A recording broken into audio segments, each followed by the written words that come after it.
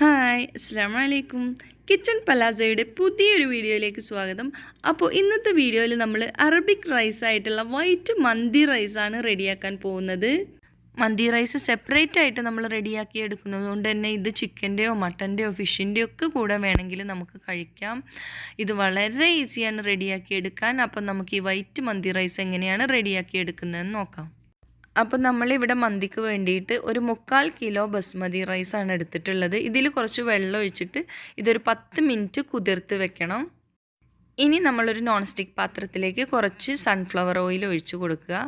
ഇതിലേക്ക് ഒരു 2-3 കഷ്ണം പട്ട, അതുപോലെ ഒരു 2-3 ഏലക്കായ, ഒരു 3-4 ഗ്രാമ്പു എന്നിവ ഇട്ട് കൊടുക്കുക. കൂടാതെ കുറച്ച് കുരുമുളക് കൂടി ഇട്ട് കൊടുക്കുന്നുണ്ട്. കുരുമുളക് പൊടിച്ചിട്ടല്ല, അങ്ങനെ തന്നെ മുഴുവനായിട്ടാണ് നമ്മൾ ഇട്ട് കൊടുക്കുന്നത്. പിന്നെ ഇതിലേക്ക് 1/2 ടീസ്പൂൺ ചെറിയ ജീരകം, അതായത് ക്യുമിൻ സീഡ്സ് കൂടി ഇട്ട് കൊടുത്തിട്ടുണ്ട്. പിന്നെ 2 പച്ചമുളക് നെടുക് കീറിയിട്ട് അങ്ങനെ തന്നെ ഇട്ട് കൊടുത്തിട്ടുണ്ട്.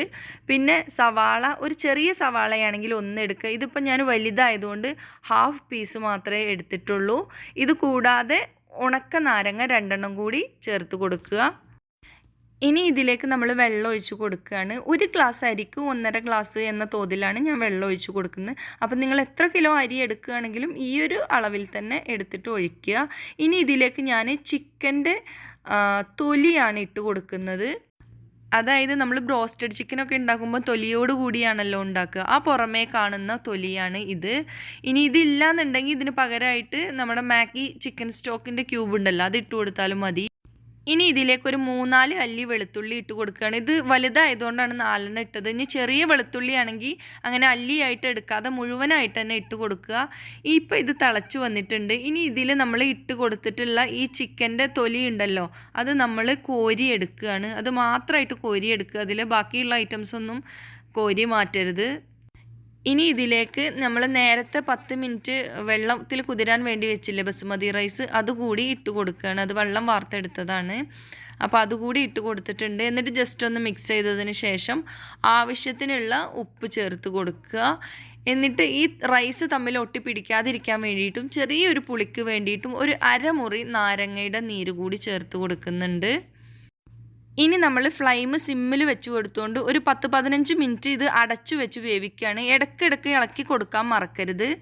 ഈ ചോറ് വേവുന്ന സമയം കൊണ്ട് നമ്മൾ ചെറിയൊരു സവാള എണ്ണയിൽ വറുത്ത് കോരുകയാണ്. അതായത് നമ്മൾ ബിരിയാണിയിലേക്കൊക്കെ വറുത്ത് കോരൂലേ, ഇതുപോലെ ലൈറ്റ് ബ്രൗൺ കളർ ആകുമ്പം വേണം നമ്മൾ കോരിയെടുക്കാൻ. ഇനി ഇതിലേക്ക് നമ്മൾ കുറച്ച് ഉണക്കമുന്തിരി റേസിൻസും കൂടി ഇട്ട് കൊടുത്തിട്ട് വറുത്ത് കോരിയെടുക്കുന്നുണ്ട്.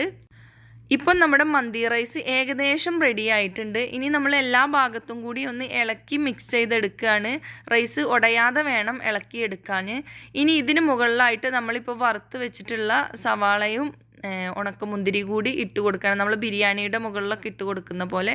ഇനി നമ്മൾ ആ വറുത്തെടുത്തിട്ടുള്ള ഓയിൽ ഇതിന് മുകളിൽ ഒഴിച്ചു കൊടുക്കുകയാണ്.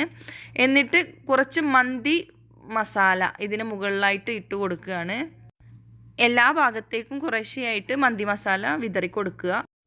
ഇനി നമ്മൾ ഈ നോൺ സ്റ്റിക്ക് പാത്രം ഒരു അലൂമിനിയം ഫോയിൽ വെച്ചിട്ട് നല്ല ടൈറ്റായിട്ട് തന്നെ കവർ ചെയ്തെടുക്കുകയാണ്. നമുക്ക് ഈ റൈസ് ഒന്ന് ദമ്മിടാൻ വേണ്ടിയിട്ടാണ്. പക്ഷേ നമ്മൾ ഫ്ലെയിം ഒന്നും ഓൺ ചെയ്യേണ്ട കേട്ടോ. ഫ്ലെയിമൊക്കെ ഓഫിൽ തന്നെയാണ് വെച്ചിട്ടുള്ളത്. ഈ റൈസ് ബാക്കി കുറച്ചുകൂടി ഒന്ന് വേവാനുണ്ടല്ലോ, അത് ഇതിനകത്ത് കിടന്നിട്ട് വേണം വേവാൻ. മാത്രമല്ല നമ്മൾ മുകളിലിട്ട മന്തി മസാലയുടെ സ്മെല്ലൊക്കെ ഈ റൈസിലേക്കൊന്ന് ഇറങ്ങി വരികയും വേണം. ഇപ്പോൾ ഇത് ഏകദേശം 1/2 മണിക്കൂർ കഴിഞ്ഞിട്ടുണ്ട്. ഇനിയിപ്പോൾ ഇത് നമ്മൾ ഓപ്പൺ ചെയ്യാണ്. എന്നിട്ട് ജസ്റ്റ് ഒന്ന് മിക്സ് ചെയ്തിട്ട് എടുക്കുക. റൈസ് ഉടഞ്ഞു പോവാൻ പാടില്ല, അതിനനുസരിച്ച് വേണം മിക്സ് ചെയ്തെടുക്കാൻ. ഇത് കറക്റ്റ് വേവായിട്ട് നമുക്ക് കിട്ടിയിട്ടുണ്ട്. മാത്രമല്ല റൈസ് തമ്മിൽ ഒട്ടിപ്പിടിച്ചിട്ടൊന്നുമില്ല. നമ്മളിത് മിക്സ് ചെയ്തിട്ട് എടുക്കുമ്പോൾ ഇതുപോലെ എല്ലാ ഭാഗത്തുനിന്നും ഇളക്കി വേണം മിക്സ് ചെയ്തിട്ട് എടുക്കാൻ. കാരണം നമ്മൾ മുകളിൽ മാത്രമേ ഈ മന്തി മസാല ഇട്ട് കൊടുത്തിട്ടുള്ളൂ. അപ്പോൾ ആ മസാല എല്ലാ ഭാഗത്തേക്കും എത്തണമെങ്കിൽ നമ്മൾ ഇളക്കി തന്നെ മിക്സ് ചെയ്തിട്ട് എടുക്കണം. ഇനി നമ്മളിതൊരു സെർവിങ് പ്ലേറ്റിലേക്ക് എടുക്കുകയാണ്. അറബിക് സ്റ്റൈലിൽ തന്നെ കഴിക്കാൻ വേണ്ടി നമ്മൾ വലിയൊരു ട്രേയിലേക്കാണ് ഈ മന്തി റൈസ് വിളമ്പുന്നത്. എല്ലാവരും ഒരുമിച്ചിരുന്ന് വട്ടത്തിലിരുന്ന് കഴിക്കാൻ വേണ്ടിയിട്ട് നമ്മൾ വലിയൊരു ട്രേയിലേക്കാണ് ഇത് സെർവ് ചെയ്യുന്നത്. അപ്പോൾ കണ്ടില്ലേ, നമുക്ക് വളരെ ഈസി ആയിട്ട് തന്നെ വീട്ടിൽ വൈറ്റ് മന്തി റൈസ് റെഡിയാക്കി എടുക്കാൻ പറ്റും. നിങ്ങളെല്ലാവരും ട്രൈ ചെയ്ത് നോക്കുക. ഞാനിവിടെ ഈ മന്തി റൈസിലേക്ക് കഴിക്കാൻ വേണ്ടിയിട്ട് ഉണ്ടാക്കിയിട്ടുള്ളത് ഗ്രിൽഡ് ഫിഷാണ്. നിങ്ങൾക്ക് അൽഫാമോ ഷവായോ അല്ലെങ്കിൽ മട്ടനോ എന്ത് വേണമെങ്കിലും ഇതിലേക്ക് കഴിക്കാൻ പറ്റും എന്നുള്ളതാണ് ഈ വൈറ്റ് മന്തി റൈസിൻ്റെ പ്രത്യേകത. അപ്പോൾ നിങ്ങൾക്ക് വീഡിയോ ഇഷ്ടമായെങ്കിൽ ലൈക്ക് ചെയ്യാൻ മറക്കരുത്. ഇനി ഇൻഷാ അല്ലാഹ് മറ്റൊരു റെസിപ്പിയുമായി വീണ്ടും കാണാം. അസ്സലാമു അലൈക്കും വറഹ്മത്തുള്ളാഹി വബറകാതുഹു.